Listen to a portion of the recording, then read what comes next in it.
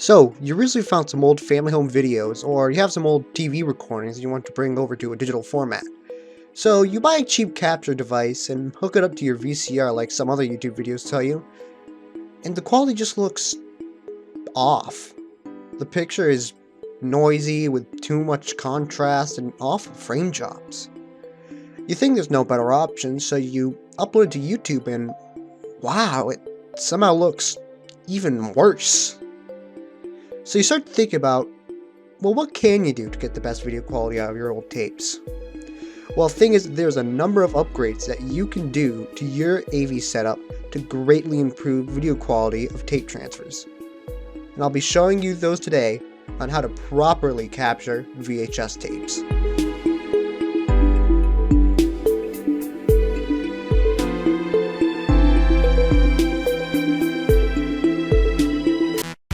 Now, if you just want a simple answer, get an SVHS VCR with an S-video output, hook it up to a time-based corrector, then hook that up to a good quality capture card and use VirtualDub for the software.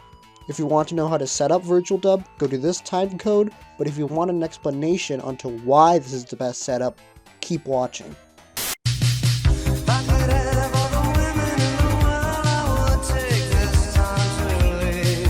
Now, before we start, we need to explain how exactly analog video works.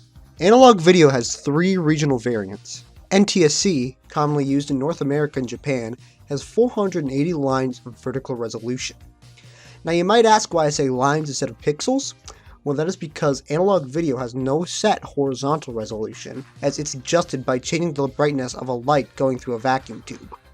What I'm trying to say is that it isn't a hard point to point, but instead a smooth gradient. But that doesn't really matter too much, as the most real detail you can get out of an analog video is about the equivalent of 720 pixels horizontally. These 480 lines update at 59.94 Hz. Kind of. You see, unlike modern screens, which update the entire screen at once, an analog TV would draw half of a frame, which is called a field. This is what creates the scanline effect on old TVs. However, don't be misled into believing that two fields make a frame. While a frame contains two fields, these fields are usually captured at a slightly different time, and the TV deinterlaces them to create a smooth 59.94 Hz display. You might also ask, why 59.94 instead of 60?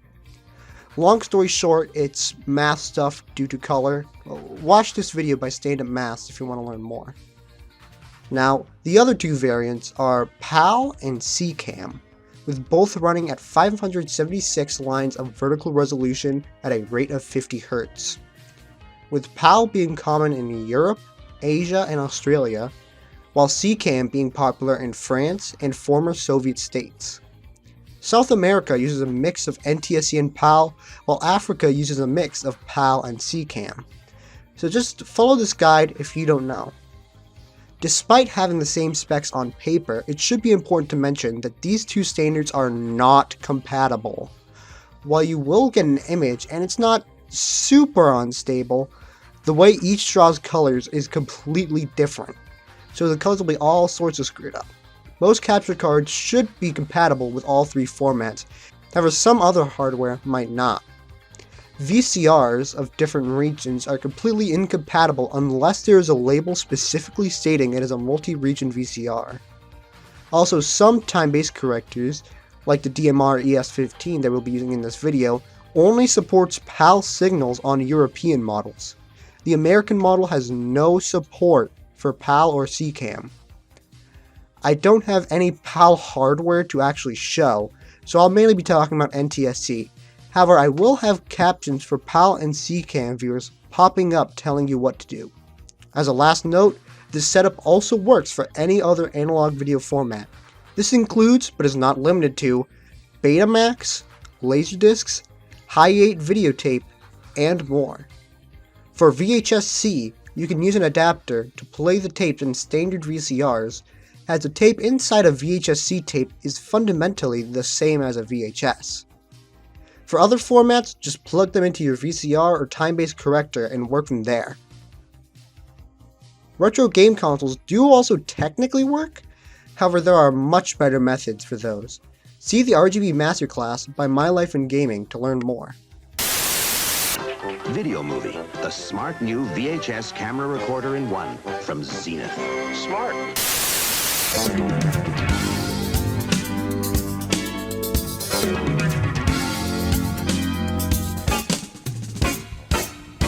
Now, the cheapest upgrade that you can do to any capture setup is the software, at a cost of free. The software is actually more important than you might think, as some capture software will record with lossy compression, which can create noticeable blocking artifacts in the video, especially with codecs like MPEG-2. They may even handle interlaced video improperly, such as by combining the fields or throwing one set of fields away. This is actually the reason why we are going with the capture card method instead of using a VCR DVD recorder combo deck, as not only do you need to buy DVRs constantly to record, you also get MPEG-2 video files, which are not ideal. Though most combo decks do properly support interlacing, so at least that's nice. For the software, we'll be using VirtualDub All-in-One, which is a slightly modified version of VirtualDub with all the plugins you would need to start using it, along with the UT video codec, so that we can encode high-quality, lossless video. But just as a warning, an average 2-hour NTSC tape can take up as much as 65 gigabytes. Yikes! A PAL tape can take up even more than that. So make sure you've got a good amount of space free on your hard drive before you start. Of course, we'll be compressing the video later, but it's always best to capture lossless and then encode later. Now once you've installed both, open VirtualDub and hit Capture AVI. Then go to Device and select your capture card. Make sure a video preview appears. If a video preview doesn't appear, go back to Device and hit Windows WDM Image Capture. If VirtualDub says it can't connect, simply restart the program. From there, you should be able to select your capture card. What settings you press depends on what driver you're using. If you are using your device drivers, first go to Video, Video Source, and make sure you are selected to the correct port, either Composite or S-Video. From there, go to Capture Pin and make sure that the frame rate is 29.97 frames per second for NTSC or 25 frames per second for PAL and CCAM. And make sure that the resolution is 720 by 480 for NTSC or 720 by 576 for PAL and CCAM. From there, go to Video Capture Filter, Video Proc Amp, and make sure that the sharpness is turned all the way down, as some capture cards add artificial sharpening which can create haloing, which appears as a white ring around sharp edges. Leave the contrast and brightness as is. The output should look a bit washed out and gray. This is good, as the capture card is capturing as much detail as possible so that we can color correct later without losing detail. From there, go to Video Crossbar and double check that it is picking up the correct input. If you are using Windows WDM drivers, go to Video Format and make sure that the resolution is either at 720 by 480 for NTSC or 720 by 576 for PAL and CCAM. From there, go to Video Source and then hit Capture Source to double check what device and which input the software is detecting.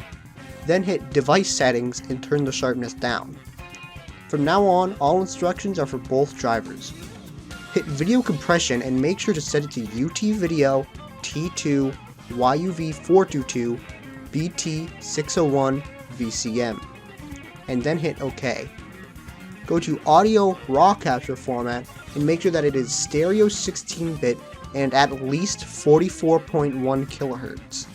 I personally capture at 48 kHz or sometimes even 96 kHz, but 44.1 is the minimum for good quality audio. Then go to Capture Settings, and set the frame rate to either 29.97 for NTSC or 25 for PAL and CCAM.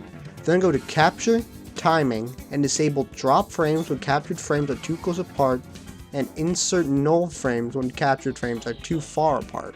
Then set the resync mode to sync audio to video by resaving the audio to a faster or slower rate. However, if you are experiencing a lot of frame drops, you can re-enable drop frames when captured too close together and insert null frames when captured frames are too far apart, and set the resync mode to sync video to audio by adjusting video timing. From there, you're pretty much set. Just go to File, Set Capture File, and then set a destination to save to. Then go to Capture, Start Capture, and then hit the play button on your VCR. Then go to Capture, Stop Capture when you are done. As a final note, if your recording is using your microphone's audio instead of your capture card's audio, go to your Windows sound settings and make sure your capture card is set to the default microphone input, and that should fix your problem.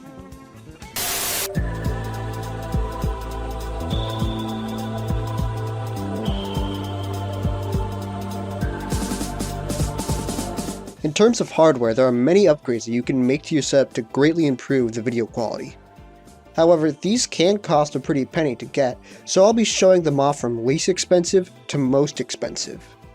The least expensive upgrade you can make is the capture card, which goes for around $30 to $100 depending on the model. Easy caps, while they are insanely cheap, going for about $5 to $15 on sites like eBay, they are cheap for a reason. The picture on easy caps are downright laughable, with constant frame drops, insanely awful color output, over-sharpening, improper handling of the interlaced signal causing half the temporal information to be lost, and hardware encoding to MJPEG, which causes awful compression that even virtual dub can't turn off. While I've heard some reports that some easy caps might be better, my easy cap is easy crap. So if you're looking for a good cheap option, look for the Dazzle DVC100. They usually go under different names such as the Dazzle DVD Recorder or Video Creator Platinum HD. They can be quite a bit expensive new, however going on the used market you can usually find DVC100s going for around $20 to $40 on eBay, which is how I personally got mine. Some other good USB capture cards are the Hauppauge 610 USB Life 2 and the IO Data GV USB 2.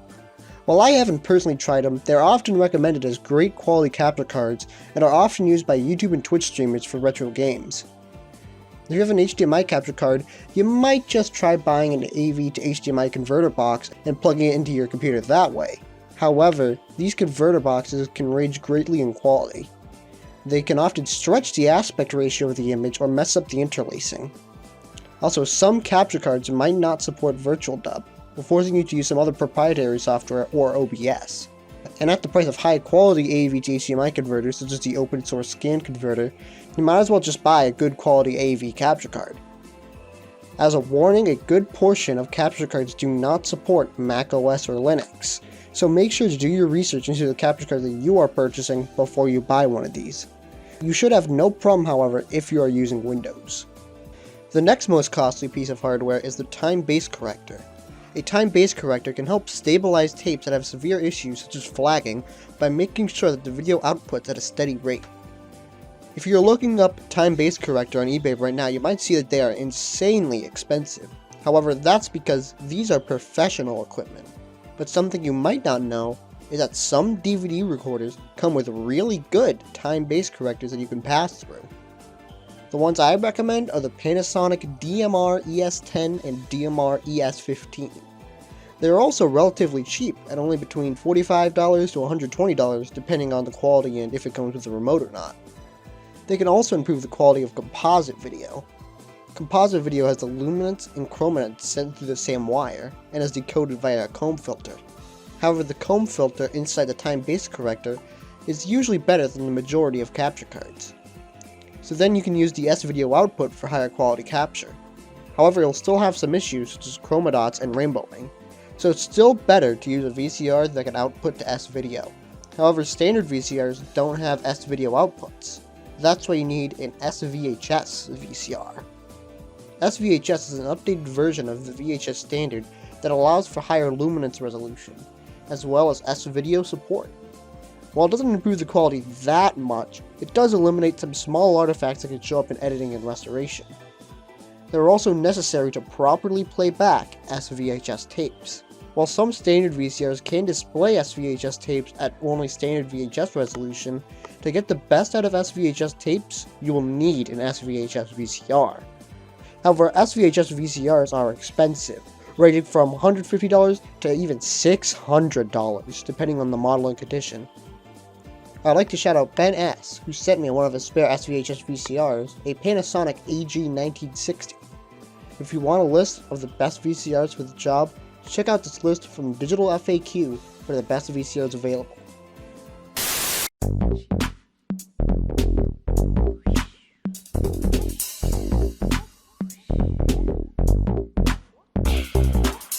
Now after doing all this and uploading your video to YouTube, it still looks bad.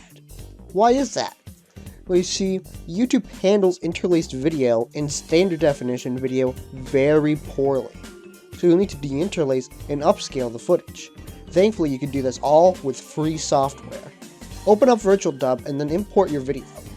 Then go to Video, Filters, Add, and then select Deinterlace, then YADIF, Double Frame Rate, Top Field First.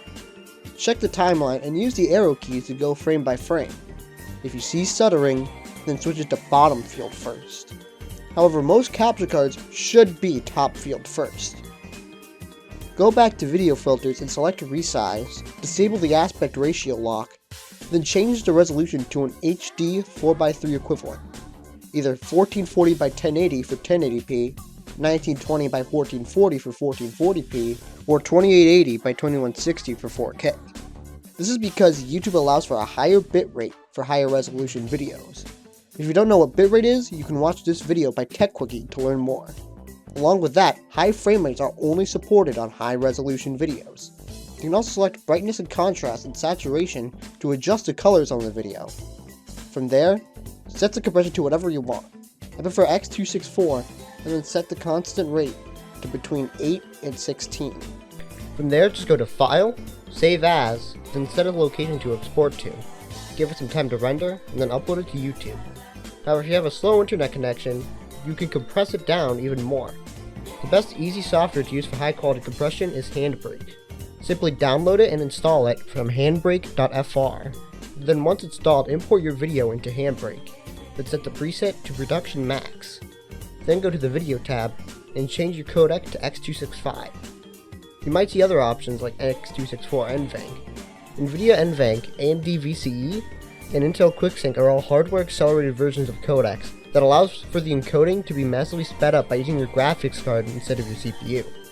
Another note is that if you're using an older or lower end computer, encoding it with X265 might take a long time, in which case you might want to use X264.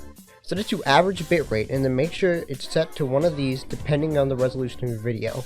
For 720p, use between 2000 and 4000 kilobits.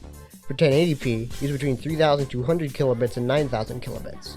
For 1440p, use between 8500 kilobits and 13,000 kilobits. For 4K, anything above 13,000 kilobits will be good. For X264, I'd recommend using a bitrate that's around 50% higher than the X265 recommendation. From there, you should be able to upload that file directly to YouTube, or whatever streaming site of your choice without too much quality loss. However, if you really care about video quality, you can also upload your clip to services like archive.org, so that people can download your footage in the highest quality possible.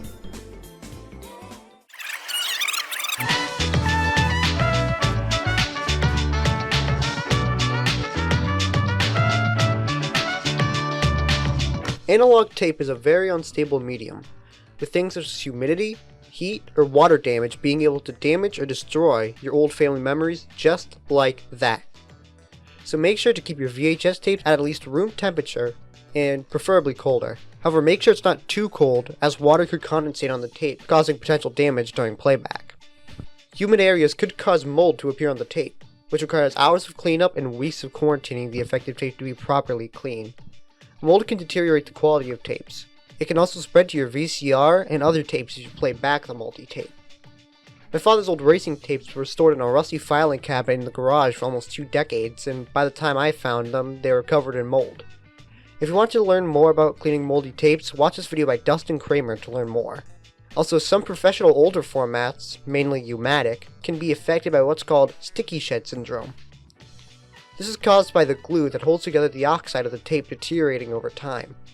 While there is no permanent way to fix it, the main way to fix it temporarily, for usually around 1 to 2 weeks, is to bake it at a low temperature for a long period of time, usually around 1 to 8 hours at 130 to 140 degrees. I have no experience in this though, so if you want to learn more, check out the Audio Archive video on the subject. As a final note, never throw away your original tapes. While after transferring to a digital format, you might be tempted to throw it away to save up space. However, in case of a hard drive crash, some other form of data loss, or some great technology comes by in the future that can improve the video quality, it's always good to have the original master to fall back on. There are ways to improve the quality even better with specialized software such as AviSynth. However, AviSynth is very hard for the average layman to use and is very time consuming to set up and learn, which is why I opened a Fiverr account. On my Fiverr store, I can professionally restore your videos for as low as $5, with high quality deinterlacing, denoising, color correcting, and more. Check it out today with multiple tiers so you pay for what you want. Just as a note, you have to pay extra for footage over 10 minutes, so make sure you select that option before you confirm your purchase.